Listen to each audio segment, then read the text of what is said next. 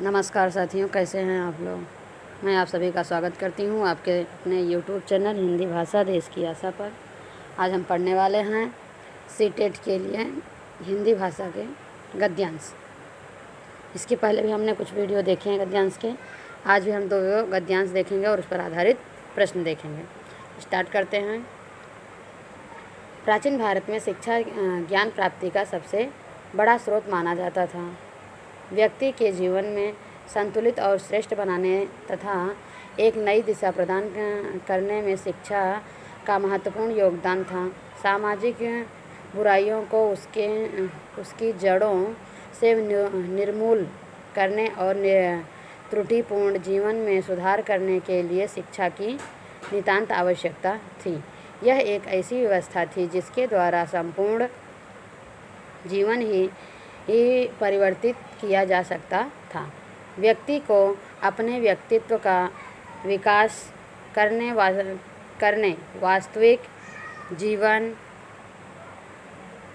वास्तविक ज्ञान को प्राप्त करने और अपनी समस्याओं को दूर करने के लिए शिक्षा पर निर्भर होना पड़ता था।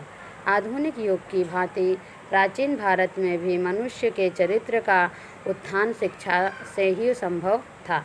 सामाजिक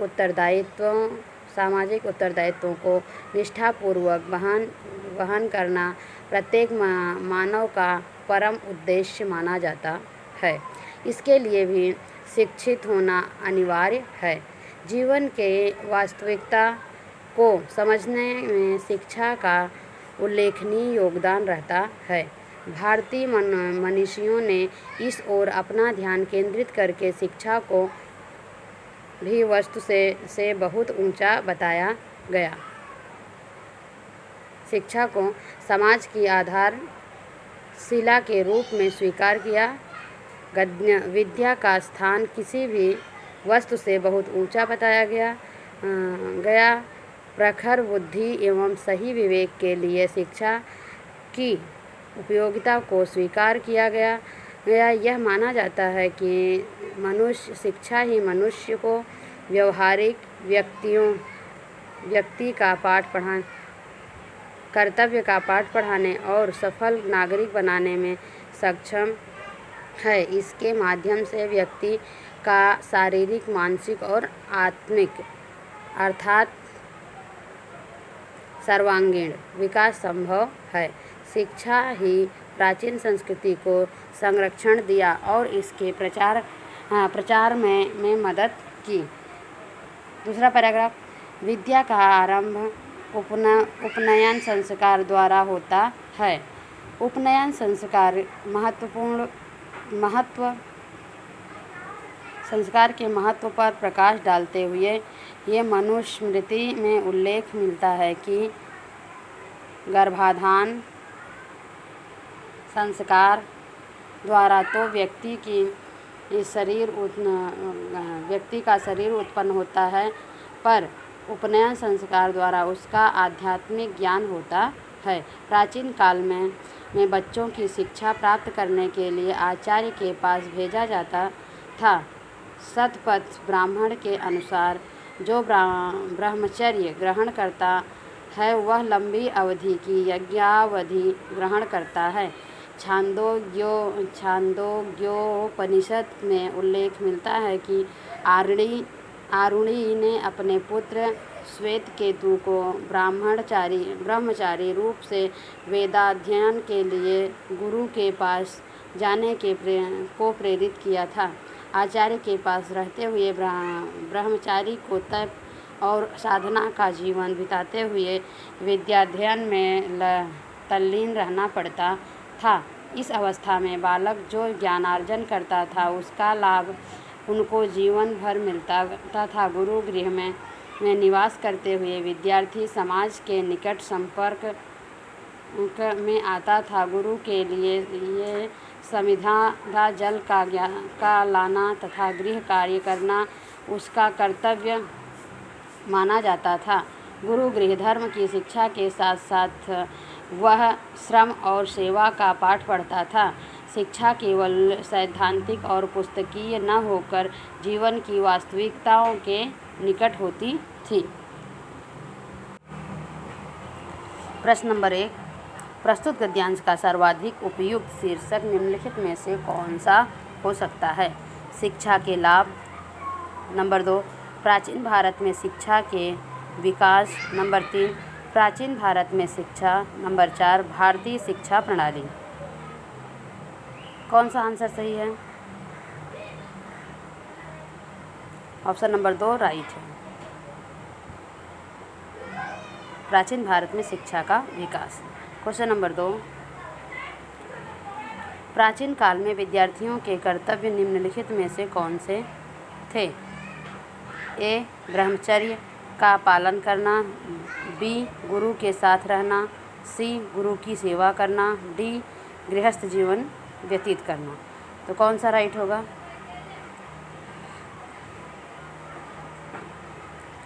ब्रह्मचर्य का पालन करना, ये हो जाएगा ए छोड़ कर के, तो चौथा राइट होगा बी, सी, डी। क्वेश्चन नंबर 3, प्राचीन काल में विद्या का आरंभ किस संस्कार में होता था?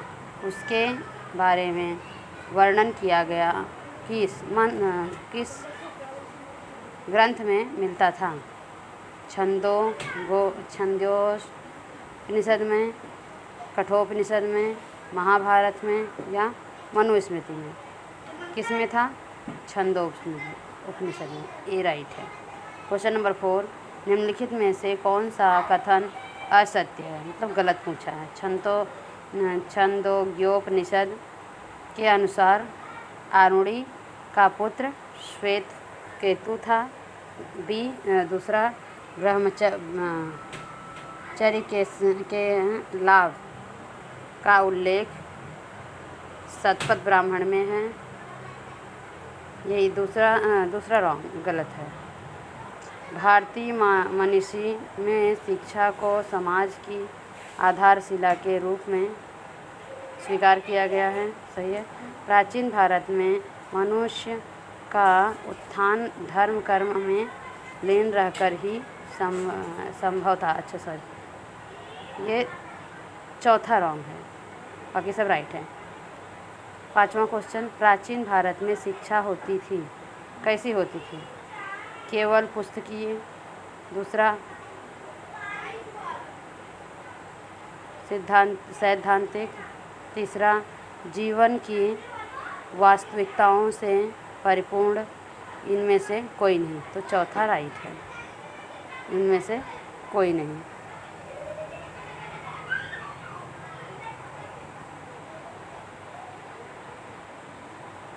क्वेश्चन नंबर 6, प्रस्तुत गद्यांश में निम्नलिखित में से किस ग्रंथ का उल्लेख नहीं है? शतपथ ब्राह्मण, मनुस्मृति, छंदोपनिषद, कठोपनिषद। कठोपनिषद का नहीं है, पर हम गद्यांश पढ़े हैं इसलिए हमें ध्यान है कि ये नहीं है। अगर आपको कन्फ्यूजन है तो आप फिर से गद्यांश को पढ़ सकते हैं या सुन सकते हैं। उपनयन शब्द में कौन सा समास है? बहुव्रीहि समास, द्वंद्व समास, द्विगु समास, कर्मधारय समास। कौन सा है? तो अव्ययी भाव समास है। 3 राइट है। चौथा, सैद्धांतिक शब्द है संज्ञा, क्रिया विशेषण, क्रिया विशेषण। सैद्धांतिक क्या है? क्रिया विशेषण है। क्या है?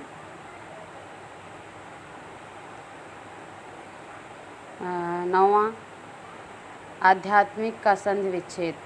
आधि धन आत्मिक, आधि धन आत्मिक, आधि धन आत्मिक, आधि धन आत्मिक। कौन सा है? ए राइट है, पहला राइट है, आधि धन आत्मिक, आध्यात्मिक। दूसरा पैसेज देखेंगे।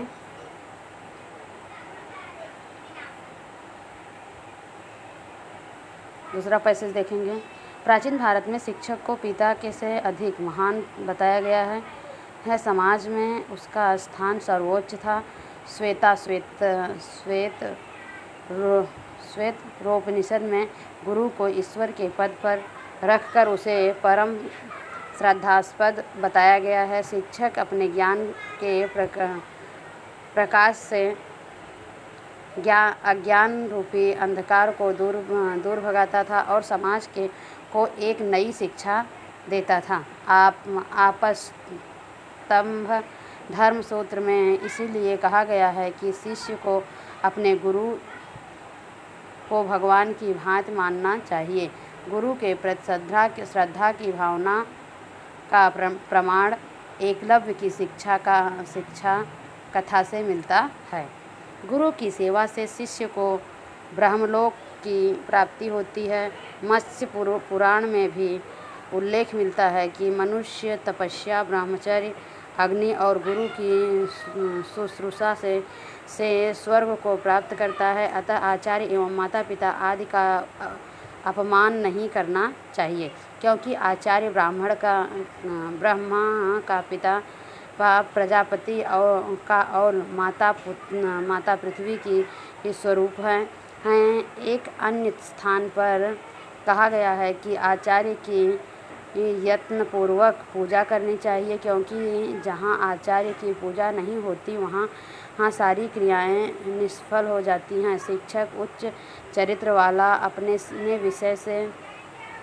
विषय में पारंगत, वाक् चतुर, तार्किक, रोचक कथाओं का ज्ञाता एवं सदाचारी होता है था। महाभारत में उल्लेख मिलता है कि शिक्षक को विनम्र, निष्पक्ष, निष्ठिक, ब्रह्मचारी, शांत चित्त, प्रखर बुद्धि वाला तथा व्याख्या करने में कुशल होना चाहिए। शिक्षक के लिए आचार्य, उपाध्यक्ष, गुरु, अध्यापक आदि शब्द प्रयुक्त हुए हैं। वैसे तो यह समानार्थक प्रतीत होते हैं, परंतु उनमें भिन्नता है। आचार्य उपनयन के पश्चात अपने शिष्यों को भार की भी शिक्षा देता है। यज्ञ उपनयन के पश्चात वेद पढ़ाने वाले आचार्य मानते हैं मनु के अनुसार जो ब्राह्मण शिष्य का व्युत्पत्ति करके उपनिषद साहित्य सब खेत की शाखा को बढ़ाते हैं, उसे आचार्य कहा जाता है। अपने शिष्यों से जो हम धन साक्षी लेकर परिवार का पालन पोषण करता था, उसे अध्यापक की संज्ञा से संबोधित किया जाता गया है। मनुष्य ने उपाध्याय की परिभाषा बताते हुए कहा है कि जो वेद के एक देश अर्थात मंत्र एवं ब्राह्मण भाग को तथा वेद के अंग व्याकरण आदि को जीविका के रूप के लिए पढ़ाता है, वह उपाध्याय कहा जाता है। जो गर्भाधान आदि संस्कारों को विधि पूर्वक करता है और अनार्य के द्वारा अपने परिवार को बढ़ाता है अर्थात पालन करता है, वह ब्राह्मण गुरु कहा जाता है। वरण किया हुआ जो ब्राह्मण अग्न्याध्याय, पाक यज्ञ और अग्निष्टोम आदि यज्ञों को जिसकी ओर से करता था, वह उसका ऋत्विक कहलाता था। क्वेश्चन देखेंगे। क्वेश्चन नंबर 1, निम्नलिखित में से कौन सा कथन असत्य है? यज्ञोपवीत धारण करना सभी वेद व उपनिषदों की शिक्षा देने वाला आचार्य कहलाता है। वेद के अंग व्याकरण आदि पढ़ाने वाले उपाध्याय कहलाते हैं। सही है। उपनयन आदि संस्कारों को संपन्न करने वाला ब्राह्मण गुरु कहलाता है। उपनयन के पश्चात वेद की शिक्षा देने वाला आचार्य कहलाता है। दूसरा रॉन्ग है, बाकी सब राइट है। पहला रॉन्ग है, बाकी सब राइट है। क्वेश्चन नंबर 2, प्रस्तुत गद्यांश में निम्नलिखित में से किस ऋषि का उल्लेख नहीं है? याज्ञवल्क्य, मनु, विश्वामित्र, ये सभी। क्वेश्चन कह रहा है किसका उल्लेख नहीं है? विश्वामित्र का उल्लेख तो नहीं दिखा, बाकी सबका है। याज्ञवल्क्य का है, ये सभी का नहीं है। एक बार नज़र दौड़ाते हैं, फिर से देख लेते हैं।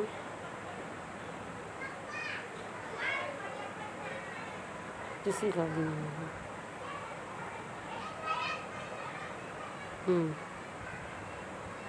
नहीं है। तो दूसरे का आंसर 4 राइट है। तीसरा क्वेश्चन देखें, प्रस्तुत गद्यांश में निम्नलिखित में से किस ग्रंथ का उल्लेख नहीं है?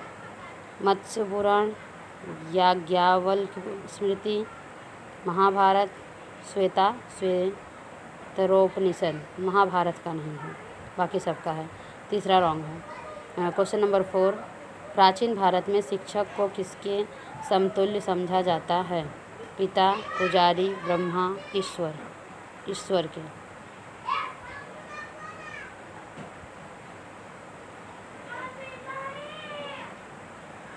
क्वेश्चन नंबर 5, किस ग्रंथ में यह कहा गया है कि गुरु की सेवा से स्वर्ग की प्राप्ति होती है? महाभारत, आपस्तम्ब सूत्र में, मत्स्य पुराण में, रामायण में। तीसरा राइट है। क्वेश्चन नंबर 6, निम्नलिखित में से कौन सा गुरु गुण शिक्षक में होना चाहिए? ब्रह्मचारी, शांतचित्त, निष्पक्ष, ये सभी होने चाहिए। क्वेश्चन नंबर 7, निम्नलिखित में से कौन सा शिक्षक का समानार्थी नहीं है? गुरु, उपाध्यक्ष, वेदज्ञ, ये आचार्य। वेदज्ञ नहीं है। क्वेश्चन नंबर 8, जिसका मन शांत हो उसे कहा जाता है? शांत, सुशांत, निशांत, शांतचित्त। सुशांत। शांत, जिसका मन शांत हो उसे कहा जाता है, क्या कहा जाता है? शांतचित्त।